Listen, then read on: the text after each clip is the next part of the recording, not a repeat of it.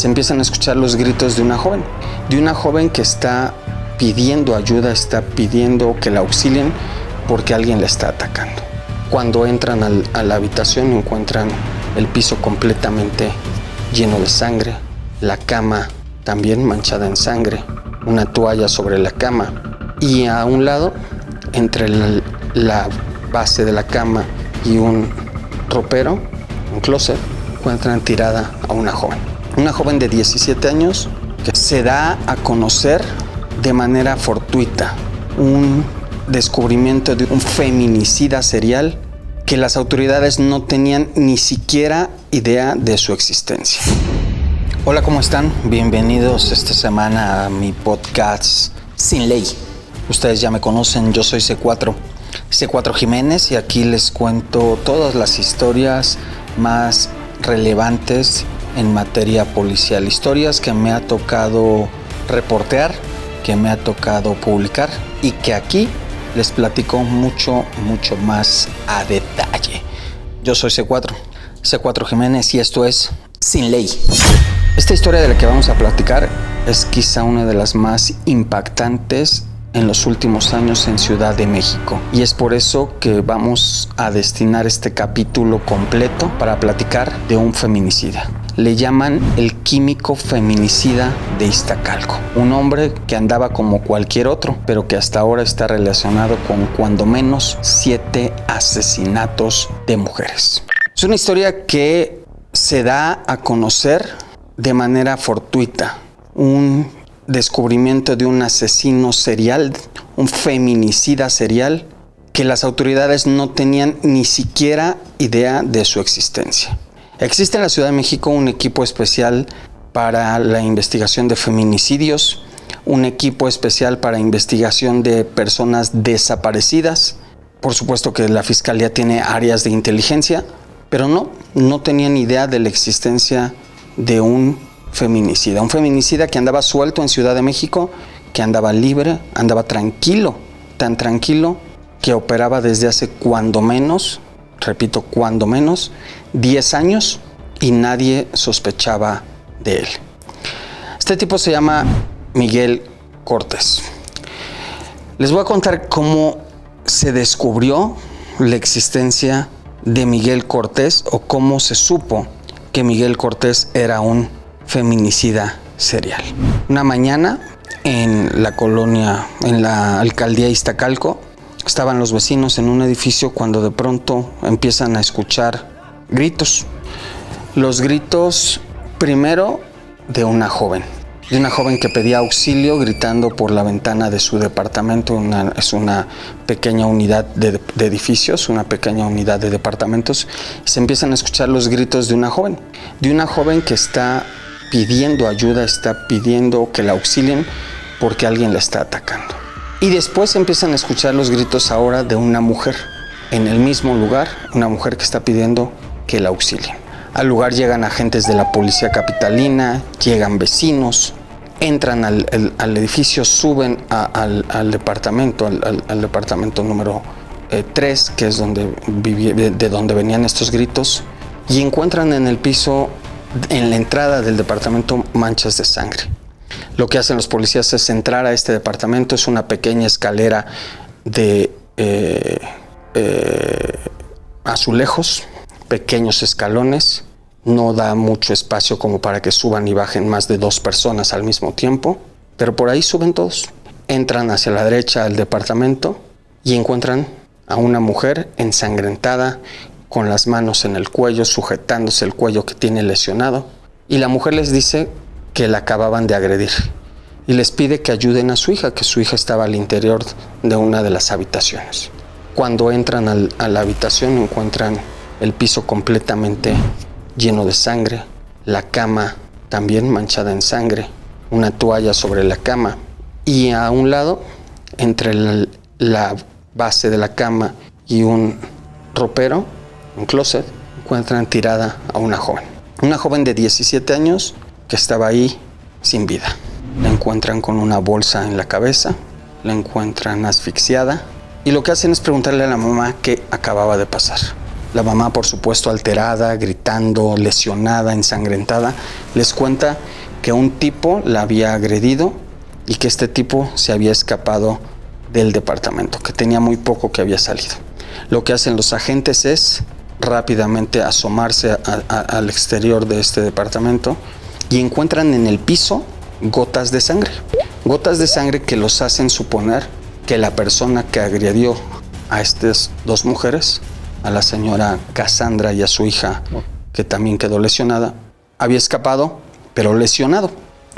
Comienzan a seguir el rastro de la sangre, suben al cuarto piso de este edificio que está inmediatamente arriba y llegan al departamento número 4. Una puerta de metal con algunos cristales como biselados para que no se vea ni al interior ni al exterior, unas macetas colgadas, afuera la lámpara que no tenía foco. Iban a seguir hacia la parte de arriba cuando encuentran que en el piso había sangre y que en la manija, en la chapa de la puerta había sangre, lo cual, por supuesto, les deja en evidencia que la persona que había entrado a esa casa estaba manchada con sangre. Lo que hacen ellos es llamar a la puerta y en ese momento sale un hombre corriendo e intenta subir hacia la azotea del departamento, del edificio. Los policías y los vecinos que ya estaban ahí, que se juntaron para pedir apoyo, van por este sujeto y finalmente ahí lo detienen. Lo detienen y los vecinos se juntan y comienzan a golpearlo. Los agentes buscan de todas las formas someterlo, lo atrapan, lo aseguran, lo bajan y los vecinos siguen intentando golpearlo. Vecinas que le gritan maldito asesino, vecinos que le gritan que te tienes que morir, gente que lo quiere golpear porque ya sabían lo que acababa de pasar, ya sabían que en el departamento número 3 estaba una joven muerta, su mamá estaba lesionada, ya se la habían incluso, estaban esperando que se la llevaran al hospital. Los vecinos sabían lo que acababa de hacer ese sujeto. No todos lo conocían, algunos decían que no era de ahí, algunos decían que era de otra zona, unos decían que sí era vecino. La realidad es que entre el tumulto, entre la locura, entre lo que pasaba en ese momento, no todos lo identificaban. Pero lo detienen, lo aseguran, lo suben a la patrulla, en medio de los golpes, en medio de la turba, se lo llevan. El hombre acababa de matar a una niña, una adolescente de 17 años. Acababa de intentar hacer lo mismo con su madre, ella logró salvar la vida.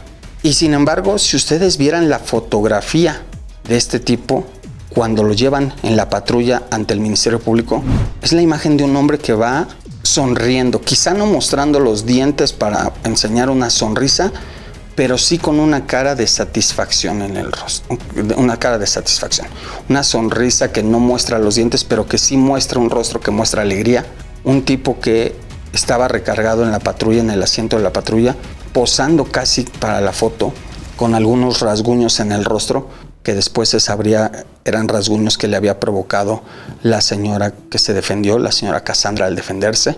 Y él iba así, muy tranquilo, muy relajado, les digo, incluso parecía sonriendo, parecía disfrutando su camino al Ministerio Público. El hombre es detenido, es presentado en el Ministerio Público y la autoridad empieza a investigarlo. Cuando empiezan a interrogarlo, algo que les llama la atención en un principio es que él no tenía sangre en la ropa. Su pantalón no tenía sangre, sus tenis no tenían sangre, la ropa que él llevaba era una ropa ya limpia. Y entonces le preguntaron, oye, si tú acababas de matar a una señora, ¿qué pasó? Y él les cuenta que después de asesinarla se subió a su departamento y se cambió. Se quitó el pantalón, se quitó la camisa, se quitó los tenis, se rasuró y fue entonces cuando llegó la policía. Ante esto, la Fiscalía para Feminicidios decide solicitar una orden de cateo en su domicilio, una orden para recuperar precisamente la ropa que este tipo se había quitado. Y cuando les dan la orden, es al día siguiente de su captura, el miércoles. La Fiscalía ya está trabajando para consignarlo, para judicializarlo, mandando a la cárcel, acusado del feminicidio de la joven de 17 años y del intento de feminicidio de su madre. Sin embargo, esa noche, cuando van a catear en busca de la ropa que usó para cometer el crimen, encuentran lo inimaginable para ellos.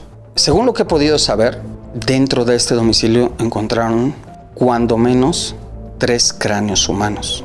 3 cráneos que ahora se sabe son de mujeres de mujeres que fueron sus víctimas, de mujeres que él llevó hasta ese departamento, asesinó en ese departamento y se deshizo de ellas. Encontraron algunos restos óseos, osamentas, encontraron credenciales, encontraron una libreta a modo de diario, encontraron fotografías de sus víctimas vivas, pero también fotografías de sus víctimas muertas. Encontraron todo lo que les hacía suponer y quizá asegurar que ese tipo era un feminicida serial. Un feminicida serial que hasta hoy las autoridades tienen ligado con cuando menos 7 agresiones. 7 mujeres que en algún momento desaparecieron. La mayoría, o más bien todas ellas, eran cercanas a él. Les estoy hablando de sus parejas, sus compañeras de trabajo, sus amigas. 7 mujeres que en algún momento de la vida lo conocieron, tuvieron una cercanía, le tuvieron confianza y la confianza llegó a tal nivel que él las invitó y las llevó a su casa sin mayor problema. Y ahí, dentro de su casa, él les quitó la vida. A todas, según lo que saben las autoridades, a todas las asfixió, a todas las estranguló. En el lugar también encontraron un serrucho que utilizaba este sujeto para seccionar a las mujeres. Se escucha terrible, lo sé, pero era lo que él hacía.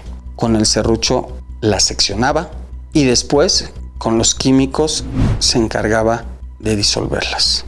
Buscaba la forma en la que más podía limpiar las osamentas. Algunas partes que no lograba las tiraba en el baño, según lo que dijo. Y otras más, dijo él, que las tiraba en un basurero cercano del mercado de Jamaica. Los detalles que dio en algunas entrevistas me cuentan que son... el comparativo que me hicieron fue de un Hannibal Lecter. Un tipo que incluso tomaba con cronómetro el tiempo que se tardaban los cuerpos en disolverse los pedazos, en disolverse en el ácido. De verdad, un tipo que hacía cosas inimaginables dentro de ese departamento, que las hizo durante años y que nadie se enteró. Les digo que hasta el momento las autoridades suponen o tienen identificados los nombres de 7 víctimas. 7 víctimas que la Fiscalía de Justicia de la ciudad supuestamente estaba buscando. 7 víctimas cuyas familias pusieron la denuncia por la desaparición, pero que por algún motivo esa fiscalía nunca se dio cuenta que entre ellas había algo en común. Y eso era que conocían de alguna forma, ya les dije, como su amigo, como su novio, como su compañero de trabajo, a este tipo. Este tipo, que ya les dije, era químico, que decía estar en contra del maltrato animal, que estudiaba actuación, que participaba en obras y en performance, que incluso participó en manifestaciones en contra del maltrato animal y en contra de la tauromaquia. Este tipo, que según él se mostraba en contra de todo tipo de violencia contra seres humanos, era el común denominador entre esas 7 mujeres. Y la fiscalía nunca se dio cuenta. No sé quién hace el trabajo ahí, no sé cómo hacen el trabajo ahí, pero la Fiscalía para Desaparecidos nunca se dio cuenta. Les voy a contar los nombres de las 7 mujeres que hasta ahora tiene la autoridad como posibles víctimas. Están trabajando todavía en hacerles peritajes a los restos. Están buscando hacerles estudios, porque solo quedaron huesos. Hay por supuesto credenciales, hay por supuesto ropa, hay por supuesto indicios de que ahí estuvieron. Pero ellos tienen que hacer un trabajo al final por medio de estudios, por medio de genética, para dejar en claro que efectivamente ahí, en ese departamento, perdieron la vida. Frida Sofía Lima. Ella nació en 1992. Viviana Elizabeth Garrido. Nació en 1986. Norma Elena Hernández. Nació en 1983. Cintia Vanessa Espíritu. Nació en 1985. Laura Vidals. Nació en 1991. Claudia Andrea Aguilar. Nació en 1988. Y Amairani Robledo. Nació en 1993. Son los 7 nombres que tienen las autoridades como posibles víctimas Son los 7 nombres que están investigando, que les están realizando estudios de genética, que están haciendo comparativos precisamente para poder sustentar, para poder demostrar con estudios que perdieron, que murieron ahí. Una de ellas, una de estas jóvenes, su familia ya apareció. Se trata de una joven que llegó desde Morelos. Llegó precisamente a la ciudad para estudiar en el Politécnico, en el mismo lugar en el que estudió este sujeto. Esta joven, que se llama Frida Sofía Lima, desapareció un día. Ya les digo que ella venía desde un pueblito de Morelos. Ella desapareció un día y su familia vino, puso la denuncia, pidió que la ayudaran a buscarla. Pero la autoridad le dijo que seguramente se había ido con algún amigo, que seguramente se había ido con un novio, que no se preocupara, que seguramente regresaría pronto. Nunca regresó. Ahora su hermana recuerda que ella y este sujeto estuvieron juntos. Dice ella que no sabe si eran novios, que no está segura si eran novios, pero que sí, que estuvieron juntos. Este tipo Miguel y ella estuvieron juntos, a tal grado que fueron a la casa de ella allá al pueblo de Morelos y le regaló él un libro que se llama El Perfume, que seguramente ustedes conocerán, que es precisamente de un sujeto que asesinaba a mujeres. Cuando desaparece esta joven, Frida Sofía, la familia hace todo por encontrarla, pero no la localiza, y entonces le preguntan los amigos, los vecinos, quienes conocían a este sujeto, le preguntan qué pasó con ella. Le preguntan dónde está ella, porque ella se había ido a vivir a su departamento, al departamento de él, al departamento ahí de Iztacalco con ella. Cuando ven que desaparece, cuando ven que no está, les llama la atención y le preguntan, oye, ¿qué pasó con ella? Y la respuesta de él es, se fue, me dejó, se regresó a su pueblo y ya no volvió. La gente no hizo más preguntas. La autoridad, les digo, no buscó más. Y sin embargo, él, en su cuenta de Facebook, publicó un intento de poema, un intento de relato, que les voy a leer. Y ustedes se van a dar cuenta de la forma en la que escribe, los simbolismos que maneja, los símiles que utiliza para describir lo que parece ser precisamente un homicidio. Él escribe y publica en su Facebook: continuaba corriendo. Cuando estaba a escasos metros, estiré mis brazos y después te abracé. Mi alegría fue indescriptible. Te abracé muy fuerte y continué llorando por la emoción. No tardé mucho en darme cuenta que tus manos no se movieron. Descubrí que tu cuerpo era duro y me asusté cuando noté que estabas fría. Toqué tu espalda y no era otra cosa más que tu ropa. Toqué tu cuello y no era más que piedra. Roca fría como el témpano, dura como el hierro y lo peor, inmóvil como estatua. Mi rostro cambió, lo sé porque lo sentí, y por mis lágrimas también. De lágrimas de felicidad pasaron a ser lágrimas de desesperación.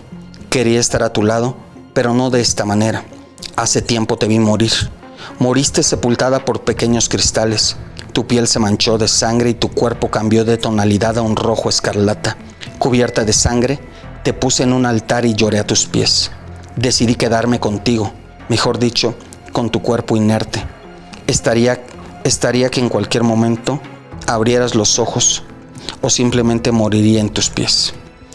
Pasó algún tiempo para que la sangre de tu cuerpo comenzara a secarse. Se formaron grietas que cortaron tu piel. Tus dedos comenzaron a partirse y todo tu cuerpo se fragmentaba, se transformaba en polvo, y la brisa ligera del lugar se llevaba a tu cuerpo. Pequeñas partículas suspendidas en el aire que volaban a mi alrededor. Partículas que alguna vez aspiré y otras tantas penetraban en mis ojos. Fue doloroso, pues aunque ya no quería te fuiste. Yo deseaba morir a tu lado, pero se volvió imposible. Y aunque me dolía, sabía que debía continuar. No tenía ningún rumbo, pero como lo había hecho antes, debía caminar solo. Esto lo escribió él precisamente después de que esta joven desapareció. Ustedes escucharon cómo habla de la sangre, cómo habla de que ella ya no se movía, cómo habla de que estaba inerte. Pareciera una descripción, ya les dije, con simbolismos que hablan precisamente de alguien que estaba muerto. Esto lo publicó en su Facebook en aquel momento, pero nadie de la autoridad le puso un énfasis en la investigación. Y esta joven de Morelos, esta joven Frida Sofía, no se supo más de ella. Esto pasó hace casi 10 años y el tiempo pasó y nadie se dio cuenta de que él en ese departamento siguió llevando a jóvenes. Ya les dije, algunas laboratoristas, algunas estudiantes del Politécnico, algunas químicas, siempre mujeres cercanas a él, que confiaron en él, que llegaron hasta ahí y que ahí finalmente las asesinó. La autoridad, después de que él cateó esta casa y encontró todas esas evidencias, comenzó precisamente ahora sí, a buscar a las familias de esas víctimas desaparecidas, a hablarles a todas esas personas que en algún momento, no sé si llamarle ignoró, pero que no les puso la atención suficiente como para encontrar a sus familiares. Ahora les está llamando para que lleven algún mechón de cabello, algún cepillo de dientes, algo que pueda tener ADN para que le puedan hacer un comparativo con lo que fue hallado en este domicilio. Por ahora, el hombre fue solamente encarcelado, acusado del feminicidio de la joven de 17 años que mató en su casa. Está acusado también de la tentativa de feminicidio de su mamá, pero todavía no le han imputado ninguno de los asesinatos, ninguno de los feminicidios de esas jóvenes que llegaron hasta su departamento, porque todavía no tienen las pruebas suficientes para acusarlo. Les voy a poner algunos extractos de la audiencia que él tuvo en días pasados. Quiero que escuchen la frialdad, la tranquilidad y la manera incluso tan descriptiva que hace este tipo para hablar de lo que pasó en ese departamento. Habla de alguien que sabe lo que hizo y pareciera incluso, lo van a escuchar ustedes, que se regocija ante la gente que le está contando esta situación. Este primer audio que van a escuchar es de cuando él describe que estaba dentro de la casa, que ya había estado en esa casa y que nunca había pasado nada, pero que en esta ocasión, cuando estaba ahí, entra la joven de 17 años y lo encara. Incluso van a estar ustedes a escuchar los diálogos que él narra como si se tratara de un cuento. Vamos a escucharlo. No lo esperaba en serio porque ya había estado en todo el lugar antes y no esperaba que hubiera alguien ahí. La persona empieza a gritar: ¿quién eres? ¿Qué haces aquí? ¿Qué buscas? Le dije: cálmate, no quiero, no les he hecho nada, no les he quitado nada, no vengo a agredir. Aléjate, vete. Y es más, hasta me dio la impresión que quería como a gritar hacia la ventana. Creo que entré en un frenesí en donde no logré pensar, razonar mis acciones, que mi primer impulso fue atacar a la persona. ¿Escucharon cómo dice que entró en un frenesí y que no logró controlar sus impulsos? Esa es la primera parte donde describe cómo es que comenzó el ataque. ¿Por qué? Justificando quizá él esos gritos, y a partir de ahí comenzó esta situación. Vamos a escuchar ahora la segunda parte donde él detalla cómo atacó a esta adolescente. Vamos a escucharlo. Corre, se para en su cama y le digo: en serio, cálmate, no quiero hacer nada mal. Pero la chica sí sigue gritando y yo entiendo que eso podría alertar a todos los vecinos. Entonces hago que se caiga dentro de la cama y empezamos como a forcejar: así, cálmate. Y entonces la cama se mueve, nos caemos ambos hacia la parte de atrás de la cama. Y es cuando yo empiezo a ejercer presión sobre su cuello. Uso las dos manos para realizar esa dicha acción. Si se dan cuenta, habla muy tranquilo, habla muy pausado, no se le nota nervioso, no se le nota titubeante. Ahora vamos a escuchar lo que cuenta cuando entró la mamá de esta joven, a la que él mismo acaba de decir estaba estrangulando. Al momento sí de ver también la escena, porque me estaba viendo a mí, y después voltear hacia abajo y ver la escena de cómo estaba el cuerpo. Olvidé un detalle. Cuando un cuerpo cuando es asfixiado, quitas las manos y todo, y hay una respiración agónica. Eso es muy normal. Yo para realmente saber o no quedarme más tiempo en la posición de estar en ahorcamiento, cuando acomodé el cuerpo, busqué en la cocina una bolsa de plástico y se la puse en la cara de la víctima para que en lo que yo acomodaba el cuerpo, la víctima continuara con su estado de asfixia. Entonces eso es lo que vio la señora Cassandra cuando entró. ¿Escucharon cómo habla? Y dice, primero dice, perdón, olvidé un detalle. Y su detalle es describir y detallar cómo o por qué le puso una bolsa en la cabeza a su víctima. Y dice él, cuando estrangulas un cuerpo y dejas de ejercer presión, hace una respiración agónica. Está hablando de alguien que parece que quiere presumir que incluso que ya tiene experiencia en esa situación. Que no es la primera vez que lo hace, que él ya sabe lo que pasa en ese tipo de situaciones y la forma en la que lo detalla incluso pareciera que quiere que los demás se asombren, lo vean con admiración, como presumiendo que él sabe lo que pasa cuando a alguien lo estrangulas. Vamos a escuchar ahora lo que cuenta él después, precisamente, de que ya lo descubrió la mamá de esta adolescente. Pues había un cuchillo en el lugar. No lo pensé, seguía en mi estado de frenesí y dije, ahora la cosa está mucho peor. La situación se ha agravado, entonces no me queda otro remedio, no parece que no tengo otra salida más que también hacer prácticamente lo mismo con la señora.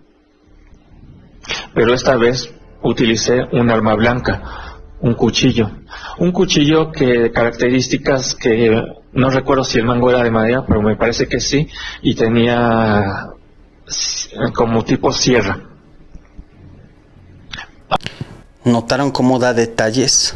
Cómo está hablando ahora de un cuchillo y explica que tenía mango de madera, que tenía sierra, incluso dijo, es con un arma blanca. Insisto, un hombre que quiere hacer de su historia un cuento. Un hombre que quiere mostrarse protagonista de esa historia. Platiqué yo con gente que se dedica a estudiar mentes criminales, gente que se dedica a estudiar a sujetos relacionados con asesinatos, con crímenes, y me decían que precisamente esa es parte de lo que pasa por la mente de quienes cometen este tipo de asesinatos. Les gusta ser protagonistas, les gusta ser el foco de atracción y disfrutan contar lo que hicieron. Disfrutan contar sus crímenes, se regocijan al recordarlos y mucho más al contarlos, y en este caso ante un público, porque se muestran ellos como las estrellas de su propia historia, como los protagonistas de su propia historia. No hay arrepentimientos, ustedes lo pudieron ver en su voz, no hay un tono de preocupación, no hay un tono de tristeza, simplemente él se muestra orgulloso de todo lo que está haciendo. Eso que escucharon es el relato, la confesión de propia voz de uno de esos crímenes, del último de sus crímenes, de este crimen que cometió en una forma diferente al que él estaba acostumbrado.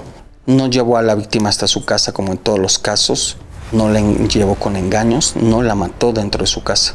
Por algún motivo él estaba dentro de otra casa y ahí fue donde se topó con esta joven a la que finalmente le quitó la vida.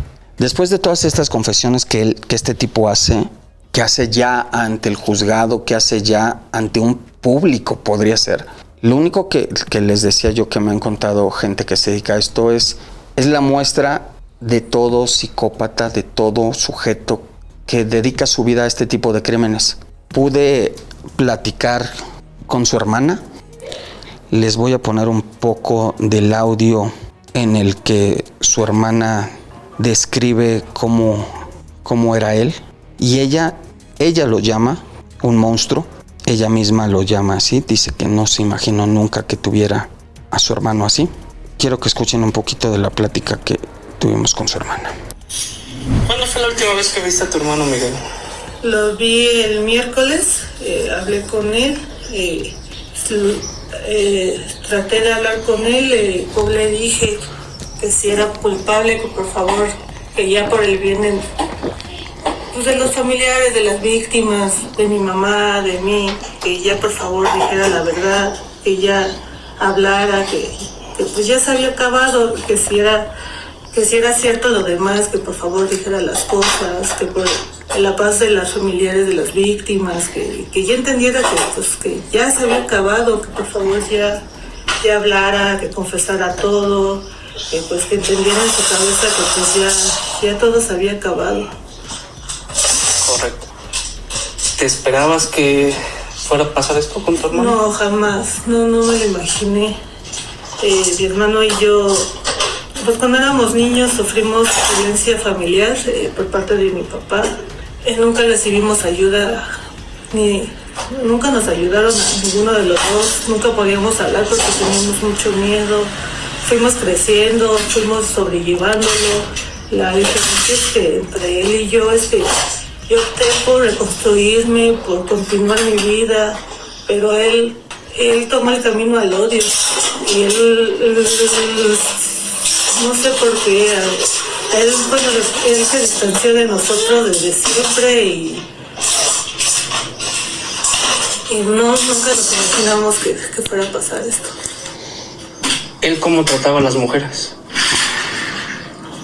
Es que él era muy diferente. De hecho, la familia siempre todos lo consideran como una persona tranquila, no demostraba que fuera agresivo. En el trabajo muy dedicado, con mis primos, primas, con todo el mundo aquí lo consideraban como la persona pues trabajadora, inteligente, la más calmada, el que había logrado más cosas, o sea, todo lo teníamos como diferente, o sea, como una persona de bien. Las últimas veces que lo llegué a ver, pues se veía bien, se expresaba bien, se veía calmado. Nunca nos imaginamos que fuese un monstruo. Jamás nos pasó por la cabeza que fuera un monstruo. Sabemos que no es justificable. ¿Tú qué le dirías a la sociedad? Pues para empezar, nosotros desaprobamos todos estos tipos de actos. ¿Escucharon la voz de su hermana? Cómo tiembla su voz, cómo titubea, cómo se muestra quizá hasta arrepentida de algo que ella no hizo, con miedo, con preocupación. Completamente diferente la voz de esta mujer con la voz de su hermano. Su hermano, el que sí cometió los crímenes, su hermano, el que sí está detallando cómo asesinó a alguien, mientras él lo habla de una forma tranquila, pausada, llevando el tiempo atrás, adelante, poniendo diálogos, subiendo tonos, bajándolos, haciendo toda una descripción a detalle.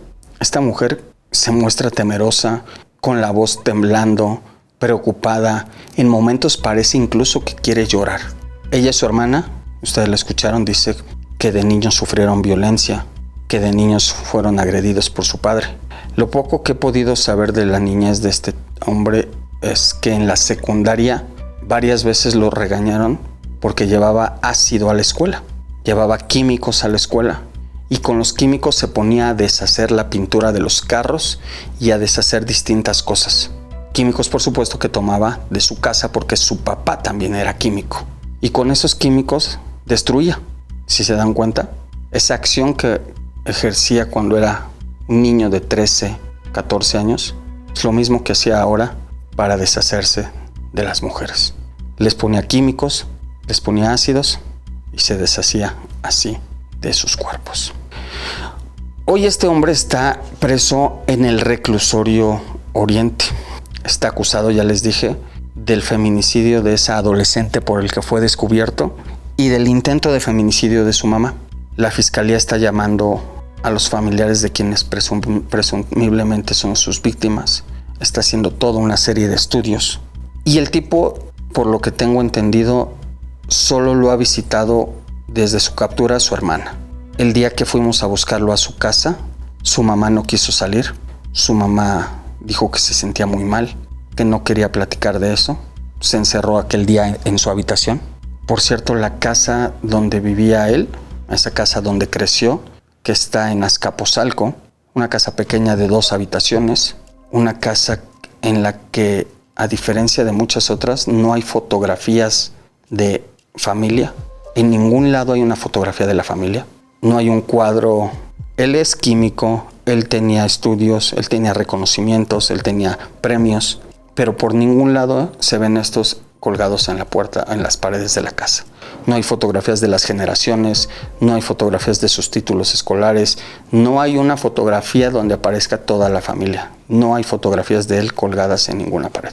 En sus redes sociales él sí tenía fotografías en sus manifestaciones, recibiendo sus premios, haciendo sus marchas contra la violencia animal, recibiendo un premio de actuación, haciendo un performance en contra de la violencia animal. Muchas fotos en las que él aparece mostrándose, incluso en sus viajes, en China, en Perú, en Estados Unidos, en distintos lugares aquí en nuestro país, paseando, disfrutando, incluso con quien en 2 fotografías aparece con las mujeres que después serían sus víctimas.